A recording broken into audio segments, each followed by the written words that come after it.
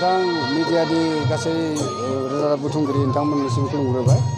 जों दिनै नै दा दावहारु फोथाराव खैराबारिनि दावहारु फोथाराव दुलाराय बर' साहित्य सभानि जा दिन्थिफुंसालि बे दिन्थिफुंसालिनिनो मोनसे बाहागो बर' नखर।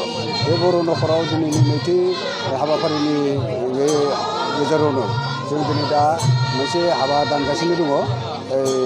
जा उलुबारि गामिनि मिजिं बर', बिफानि नामा जाबाय राजेन बर' आरो बिमानि नामा जाबाय निलिमा बर' आरो झारखना गामिनि मरमि बर', बिफानि नामा जाबाय राजेन बर' आरो बिमानि नामा जाबाय रुपान्ति बर'। बिसोरनि फिसाज्ला आरो फिसाजो सानैनि गेजेराव जों माने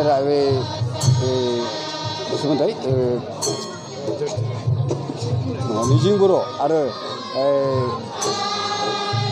मरमि बर'नि हाबाखौ जों जुलिखौ जों दानना होनाय जाबाय। दा नै जोबनोनो हमबाय। माने जों आसारिया आर'ज खालामगासिनो दङ आरो बे हिसाबै गासै हाबाफारिया मोजाङै जाफुंलांबाय। आरो जोंनि बे दिन्थिफुंसालिनि बे बर' नखराव जोंनि बर'नि गासै गोदोनि आइजें आइलानि लोगोसेनो जोंनि न' बां, हाखर, औवा बारि, गय बारि, अमा गराल, दाउ गराल, ओमफ्राय हांसो गराल गासैखौबो जों देखायनो बेयाव दिन्थिफुंनो नाजादों। आरो बे दिन्थिफुंनायनि गेजेराव गासै बिभिन्न बायदिसिना जायगानि सुबुंफोरा फैनानै नायफैनायखौ जों खावलायदों।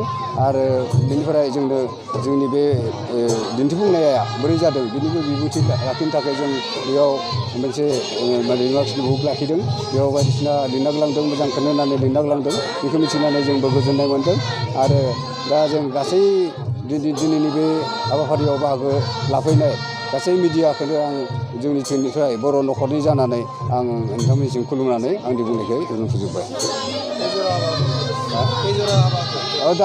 दासिम मोनसेल' जादों, जरासेल' जादों आरो हराव मोनसे फैनायनि सम्भावना दङ।